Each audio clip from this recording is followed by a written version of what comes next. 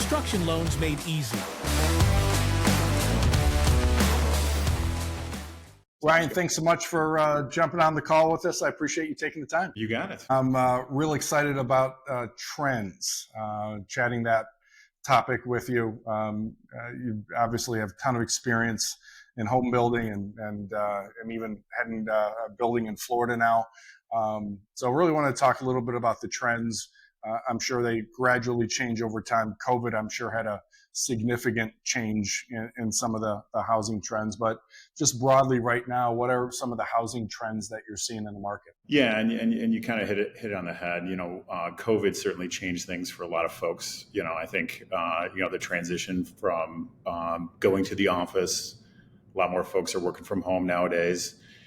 That kind of led to an immediate, knee jerk during COVID, where people started wanting to put pools and kind of everything that they can live within their home and not have to leave. We're on the other side of that now. People are kind of back to their typical lives. Some people never went back to the office, and some people did. The trends though that we're seeing, kind of in 2025, we've been seeing a big push for health spas. Cold plunges, saunas are huge right now. So you're seeing a lot of folks asking for that, either putting it in their home or at a bare minimum talking about it, potentially even planning for it in the future. So you're seeing quite a few of those. We still definitely have more conversations post-COVID than we did before COVID on home offices. I think there's a need for at least one of them. Not your traditional kind of in the middle of the space, something maybe a little bit more private where folks can actually get away and do their work. Are you seeing some people look for 2 home offices in one home? We do. Yeah, we do. I had a meeting actually earlier today about just that. So it certainly is a topic that comes on up. Opposite ends of the house, I assume. Yeah. They're like, look, I need to have my space, so we're not, screaming over each other. But I think those are certainly some big ones that have come up recently. Right. And you mentioned pools. Pools, from an appraisal perspective, has always been an interesting beast, right? For whether it's an existing home or a new home, different times in the market, appraisers will value pools differently. COVID, you mentioned a lot of people put their pools in during COVID or were seeking homes with pools during COVID. As that has waned a little bit, is there still that demand? And does the conversation come up about the cost of the pool relative? And of course, this only applies to people looking for a construction loan, what that will parlay into in terms of value. Yeah. So the, back in the day, 5 years ago, we didn't do a ton of pools, right? We'd done a handful of them.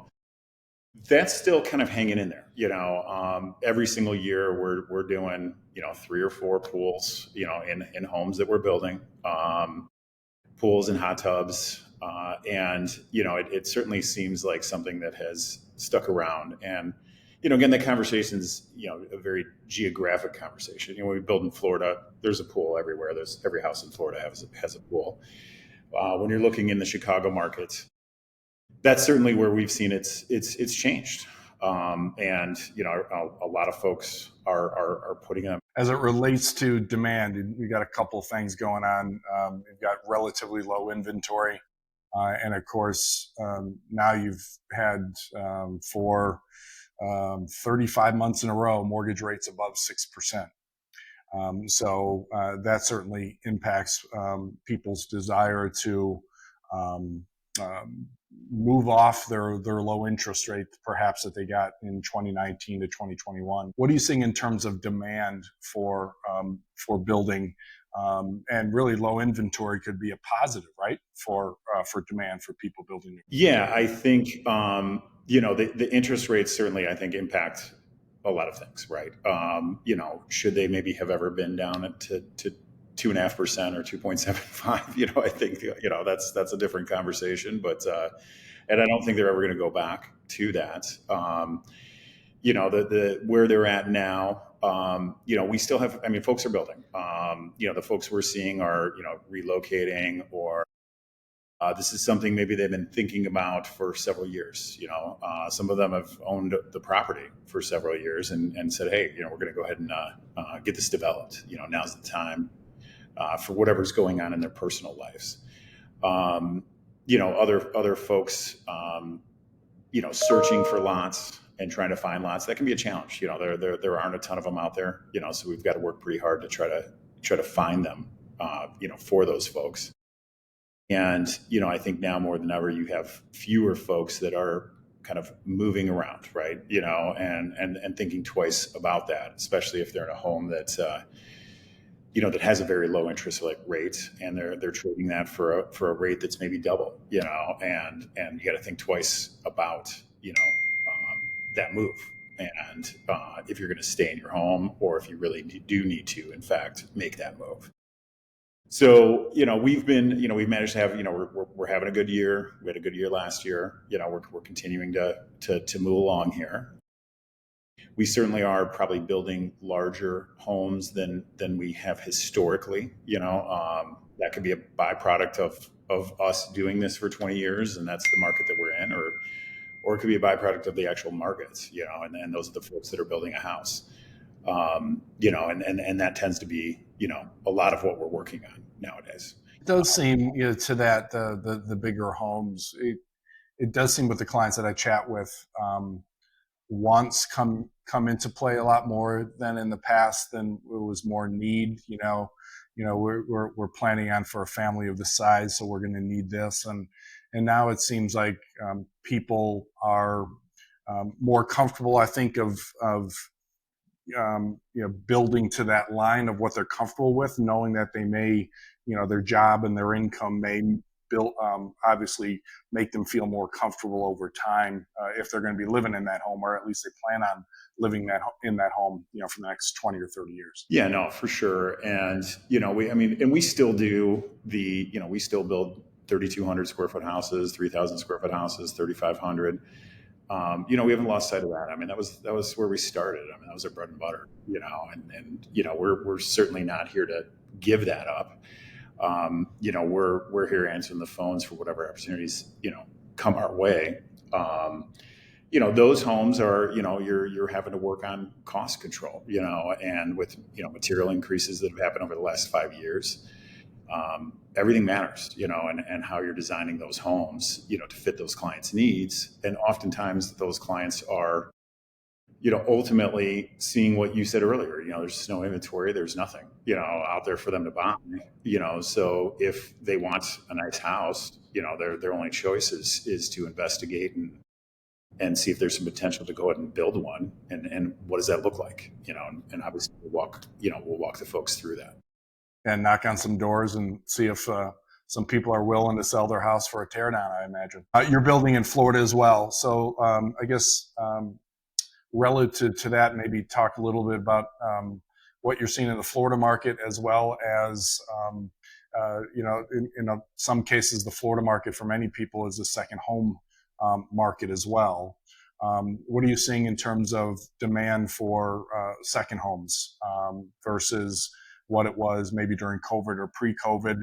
And do you see that changing much over the next few years? Yeah, the second home market, depending on where you're at, is certainly a lot more of a roller coaster, if you will.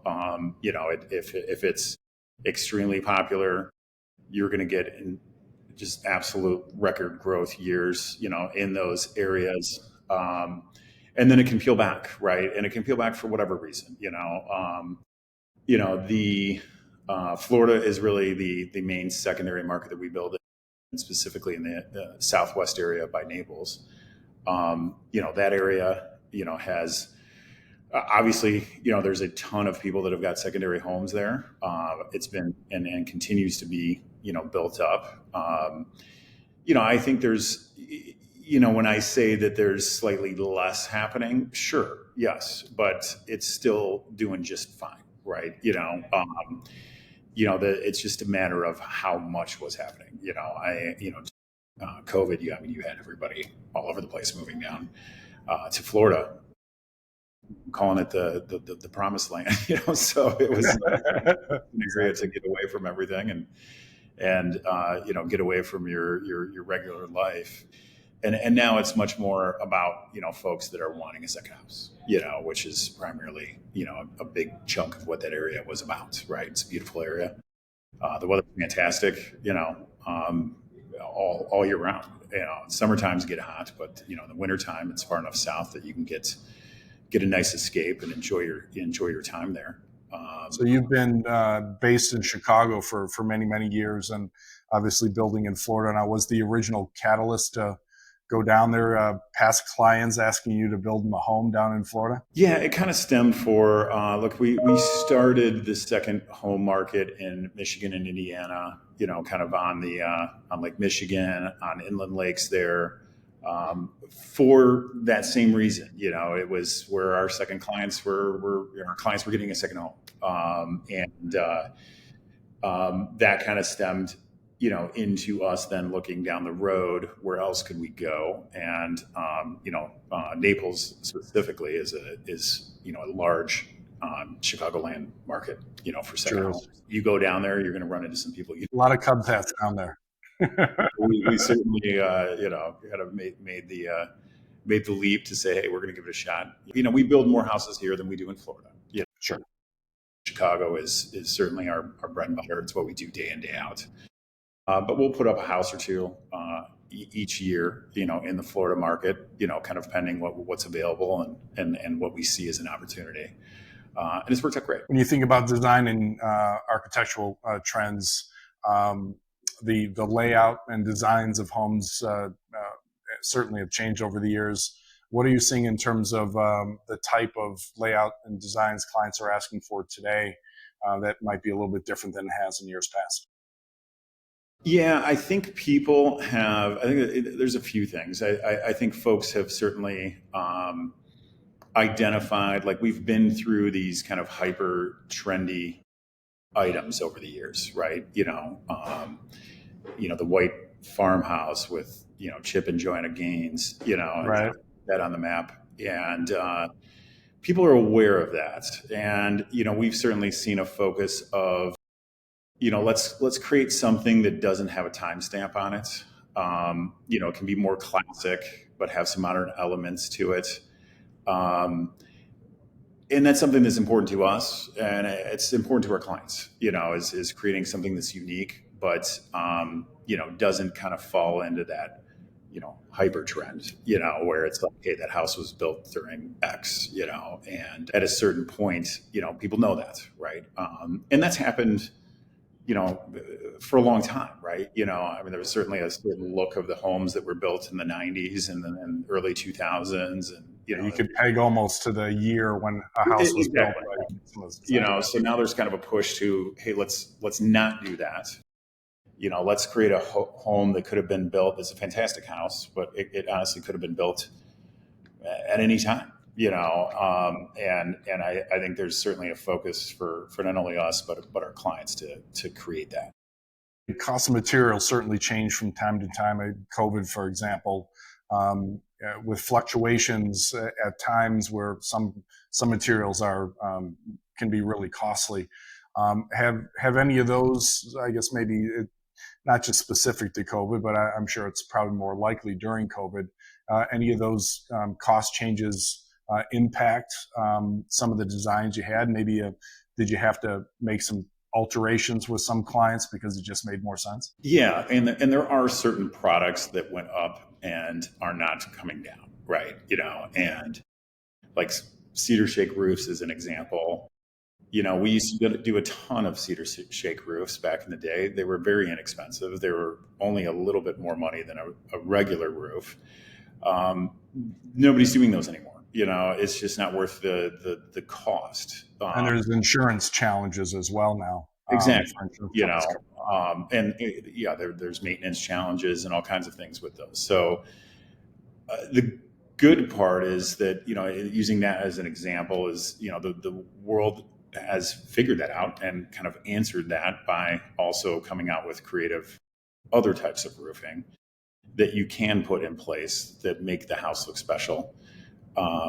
But it's just not cedar shake, right? So you're seeing things like that changed over time, and you're aware of it. The client's aware of it, and you design a beautiful home around that, so that particular product maybe doesn't need to be the selection; it can be something else. I would imagine the open floor concept, which really it's been around now for at least 20 years. Or more. I would imagine that's here to stay, right? It seems like that makes the most sense for people's living spaces. Yeah, it definitely is. I think it's evolved over time. Now you're doing open concepts, but maybe presenting these more intimate areas along the way. Like you might have a built-in and an arched opening as you're entering through the foyer and kind of filling that space, or maybe there's a little seating area that's now kind of created within a nook that's in that home. So you are certainly. You're keeping the general open concept, but you're finding ways to incorporate more areas within those, and more interest within those areas. So you're not just drawing a box. It's like, okay, family room, kitchen. Like, let's have some fun with it. Let's do some things with the ceilings. Let's create some divisions within those spaces, and that you can feel when you're in those spaces, but it doesn't need to be a kitchen's hidden behind a wall, but you're still creating those spaces as you're maneuvering through a house. Do the clients have those visions in their head many times when they're coming to you, or is that a lot of the things that you present to them as options and then show them visually to try to have them understand the concepts? Yeah, it's a little bit of both. Oftentimes clients come to us with a series of some pictures that spoke to them, right? Right. Half the time they don't even know necessarily why they spoke to them. But once you start seeing more and more of those photos from the client, they start to paint a picture, which you can then speak to the client about. And you're just like, okay, even though these rooms all look a little bit different, I do see a similarity in X, X, and X, and oftentimes it might be painting to some of those things that we just talked about. Let's go to the outside of the house. Just the visuals, whether it be materials, whether it be style. What are you seeing in terms of changes or demand from clients? I guess throw in maybe some styles that are around right now that kind of make you cringe a little bit or think people are really going to regret them in the next 10 to 20 years. Yeah, we are very, we very much look at ourselves as a partner when it comes to our clients. If clients are coming to us with something that, we're kind of cringing, like, I think you might regret it, we're going to raise our hand, and we're going to have that conversation. Right. It's our job. That's why they're coming to us, right? And kind of coach them through that. And maybe they're going to land on something that is a little bit more, kind of working yourself out of that, into a solution, for them. I think the materials on the exterior of homes, it's, brick and stucco and some stone, are certainly popular right now. Very infrequently, I think, does a client commit to 100% of one of those materials. Most of the time, it's a creative opportunity to blend those materials. We're starting to see a big pushback for more of a natural brick, like Chicago Common, instead of the painted bricks that have been popular, and you're starting to see some folks kind of pull back from that even as well, and look at more of a natural product. And the overall vibe of a home has kind of been that, I know there's terms like, organic modern, and, it's kind of blending these warmer tones, kind of back in play right now. Seems to be a very popular area that you can, again, it can look like a house that was built 50 years ago, when you're bringing those organic materials back in play. And in terms of, a lot of times when I imagine clients come to you with a vision, you mentioned about the client that you need to kind of sway them a different way. I would imagine a lot of times when they come with some ideas that might not be the best ideas, they just don't realize what else is out there.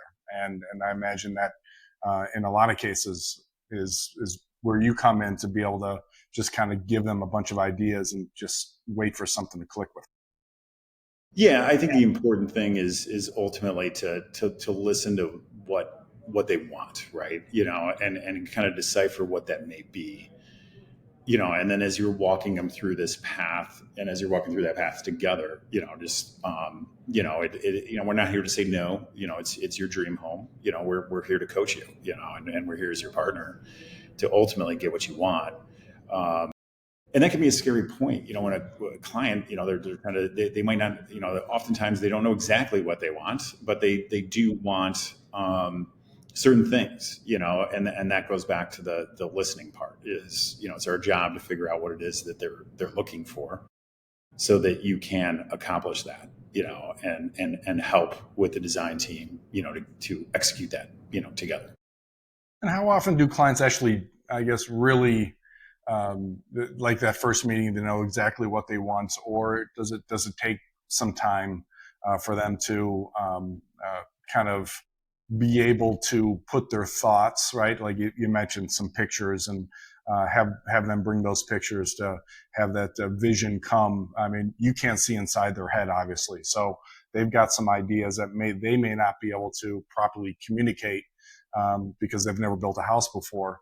But I would imagine over 30 or 60 days that all that comes together. Yeah, and again, we've been doing this for 20 years. You get pretty good at figuring out how to pull that out, and understand that pretty quickly.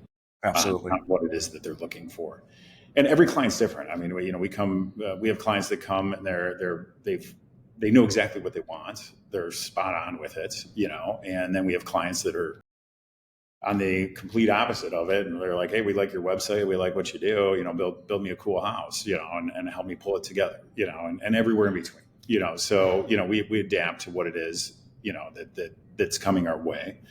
And then ultimately executing that in the proper manner for these clients. For the clients who aren't really sure what they want, do you like give them some homework or give them some different websites to go to? Do you have, aside from internal materials, what do you do to try to inspire them to see exactly what they want to do? Yeah, we certainly do. We can point them to websites, ours being one of them. We show them, we've got a ton of books here at our office. So oftentimes when when we're meeting at our office, we'll have them just kind of peruse through and just say, hey, what's jumping out for you, so we can kind of get into a certain spot with them that we think they may like. We can send them a list of some of our homes to drive by, see them in person, and then, ultimately gather some feedback, and then from there, it starts to culminate into something special. Yeah, very cool. When you think about energy efficient items, every day, every month, every year, more and more comes out. How big a part of the conversation up front or during the process is that with you and the clients, and what sort of items are they looking for when it comes to the energy efficiency stuff? Yeah, so it's not. I don't think it is a huge topic / priority for folks, but the reason I say that is it's embedded into our process already, right? So once we educate them, here's what we do, here's what we have, this is what's already into our homes. It's kind of like, yep, that sounds great, and let's focus on how the house is going to look. I think it's something that's, in the end, I think innately it's important to folks. But I will also tell you, the world itself and the codes and everything have moved quite a bit over the past 5 to 7 years too. Where we are ultimately building energy, efficient homes. It's something that's been, it's been on our radar for a long time, especially, 7 years ago, 8 years ago, when things started to kind of move out of energy inefficient houses and codes started to change. We jumped on board partnered with some energy companies, really dug in so we could understand it, and kind of move the needle on how we build our homes back then, and now the codes have finally, kind of caught up to that, year after year as they've made updates. Where we've been very knowledgeable with it, this whole time, right? And it's something that I think is important, and I think it's important where you put your money within those things. I think there's things you can do that are maybe cost prohibitive, and there's things that you can do that are going to move the needle a lot on energy that aren't as cost prohibitive. Right. Yeah, and that's and when clients and I talk about energy efficient items, you made a good point there. Some that aren't cost prohibitive, some that are. For clients, at least who are getting a construction loan, it can be impactful for the cost of the home relative to the value, because an appraisal is based on other similar homes. And for some clients who are getting the Tesla solar panels, for example, I'll throw that out there because that's come up a few times. Those can be quite expensive relative to other options. And understandably, those clients believe that the home, the appraised value should support that. But nobody disagrees that everybody wants to do what's right for the environment. But the appraiser is going to appraise homes based on other similar homes. And when those similar homes don't have Tesla solar panels in this case, you're not going to see that value. So we try to consult the clients and say, these are great things to have, just understand they may not be fully baked in to the appraisal that you get. And you make a great point about codes, right? So now if codes are coming up where maybe 10 years ago, a client wanted to do some energy efficient items and it made the home a little more costly, and it compared to other homes that didn't have that, they were disappointed in the appraisal they got. But if all the codes are coming up to play and everybody has similar cost efficiencies, it then, quite frankly, just allows them to finance, if that's what they're doing, that the full cost of those energy efficient items. Yeah, and this is kind of a state by state thing. It is Right. certainly a very regional, item. As you're looking at, all of energy, and what are you doing? So yes, I think, over time, the world is building more energy efficient houses. Chicagoland is building more energy efficient homes. So those are kind of baked into what, if you're comparing it against another new construction home, it's there. It then becomes the tail end differences that you're putting into it, which, might cost 10, 15 grand, 20 grand, that kind of move it from here to this next phase where you're an Energy Star rated house, low E, and you're kind of qualifying for all these things. And this for some, a few people, that's important to them, right? Exactly. That really is. And you're not seeing maybe as much solar in our region as you would see in, California and other regions where, the sun's out, you're collecting the energy, Right. every day, I mean, that is a slam dunk, right? And make that happen here. People, I think, have a little bit more pause, because we aren't able to collect as much as other regions, when it comes to solar, as an example. For sure. Let's pivot into technology. The term smart home has certainly been out there for a while. What are some of those smart technologies that I guess you maybe incorporate in every one of your homes, and then some of the other items that are really, really important or requested from clients? Yeah, and this is an area that we've obviously been involved in, and for quite some time. There, 5-10 years ago, you had to get a platform that could then bring other platforms together to be able to give you that those technology items. Over time, the big box companies, Google, Apple, Nest, Ring, Sonos, And pretty much almost every, you buy a generator, it's got a smart feature now. You buy a garage door opener, it's got a smart feature. So the world is honestly evolved to the point where this is a very simple thing to do, and we've coached, our folks to be able to take advantage of it. Um, Google and Apple with Google Home and everything, they're creating paths with all of these products, right out of the box, that have, Wi-Fi capability and smart home capability to be able to tie that together very simply and very inexpensively. So the price of being able to deliver smart homes to clients has gone way, way down.